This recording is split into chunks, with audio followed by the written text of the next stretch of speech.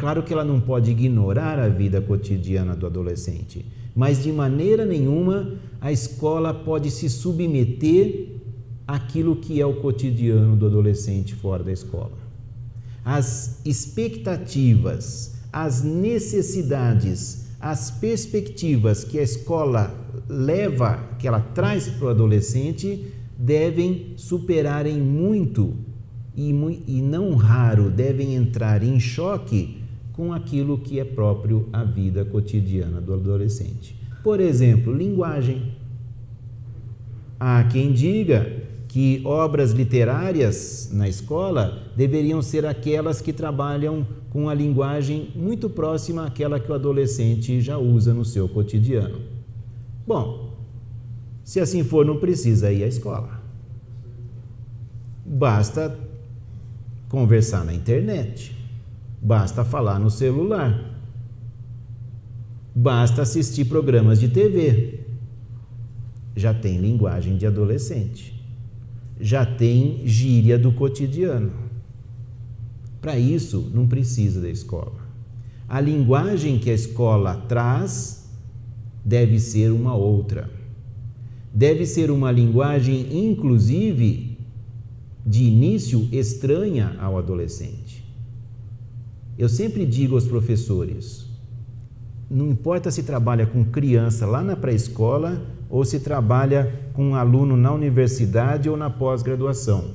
Não importa o nível de escolarização no qual o professor trabalhe, eu insisto sempre com meus colegas professores que nós, em sala de aula, no interior da escola, não devemos usar uma linguagem espontânea, natural.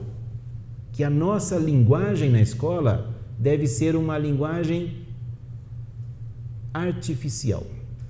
Artificial no sentido de que não é aquela linguagem que espontaneamente usamos no nosso dia a dia.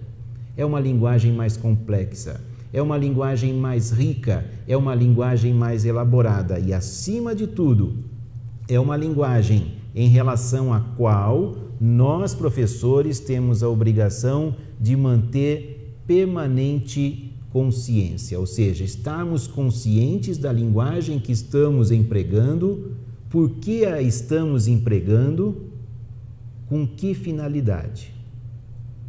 E eu dei o exemplo da linguagem, mas não é, obviamente, só disso que eu estou me referindo, né? A isso que eu estou me referindo. A questão do conhecimento que a escola traz. O conhecimento científico. Há quem afirme que a escola deveria trabalhar com o conhecimento que tem aplicação no cotidiano. Ora, se a escola trabalhar com ciência, com conhecimento científico, somente naquilo que seja aplicável imediatamente ao cotidiano, nós podemos cortar pelo menos 95% do currículo escolar no campo das ciências, porque a maior parte do conteúdo científico não será aplicada pelo indivíduo no seu cotidiano. Por exemplo, qual a aplicação tem um conhecimento que, aliás, é bastante elementar, que é o de que o Sol não gira em torno da Terra, mas sim é a Terra que gira em torno ao seu próprio eixo. No dia a dia, esse conhecimento não tem muita utilidade. Aliás, no dia a dia, a gente continua falando como se o Sol girasse em torno da Terra. Se, por exemplo, vou alugar um apartamento numa cidade quente, eu vou lá, vejo o apartamento, aí pergunto para o corretor, o sol à tarde, ele bate para cá ou para lá?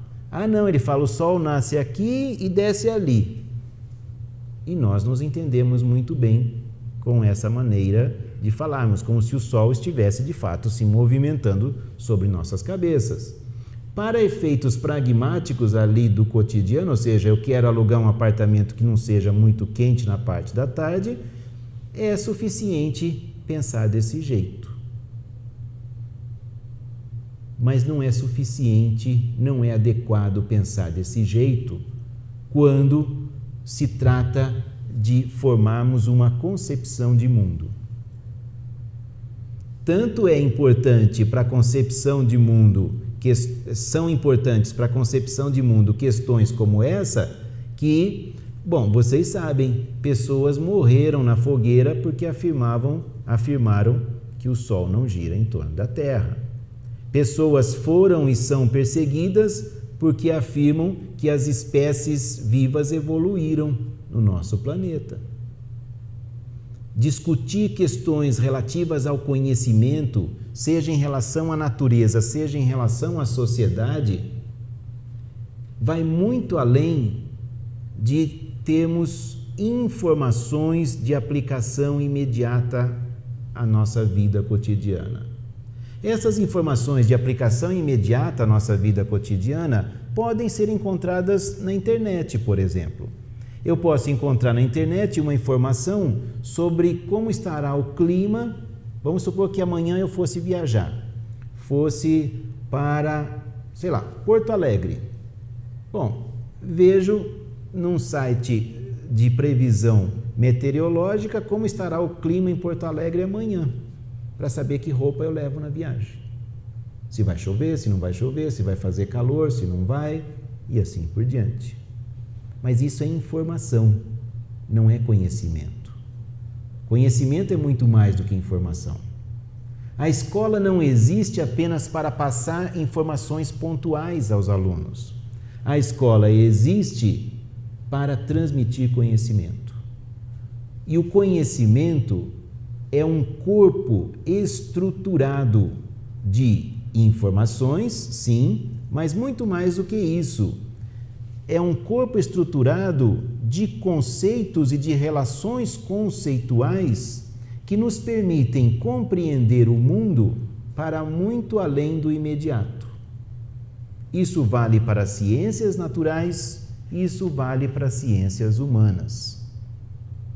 Mesma coisa, mas raciocinando um pouco diferente, nós poderíamos afirmar em relação à arte. Por exemplo, literatura na escola. Qual a importância da literatura? Aliás, para responder qual a importância da literatura na escola, precisamos responder qual a importância da literatura na vida humana. A literatura deve ser algo que traga ao sujeito a vida cotidiana tal como ela é? Ora, se assim fosse, então as novelas de televisão seriam grandes obras de arte, seriam grandes obras literárias, porque elas trazem para a vida das pessoas o cotidiano, nas suas formas mais banalizadas. A literatura, e aliás a arte de uma maneira geral, não é isso.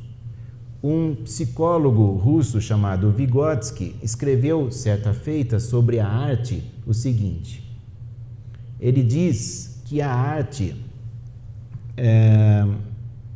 não traz para a vida do sujeito a vida cotidiana tal como ela é. Porque se assim fosse, escreveu Vygotsky, não haveria nenhuma transformação. E a arte opera uma transformação. Ela, sim, se alimenta da vida das pessoas, ela se alimenta da vida cotidiana, porém, da vida cotidiana da humanidade em geral. E ela traduz isso transformando. E nessa transformação, ela faz com que a vida chegue às pessoas, seja por meio de um livro, de um quadro, de uma música, de uma peça teatral, ela faz com que a vida chegue às pessoas de maneira intensificada, de maneira qualitativamente transformada. A arte faz com que a vida chegue às pessoas numa espécie de condensação que resume, amplifica e intensifica os dramas vividos até hoje ao longo da história da humanidade.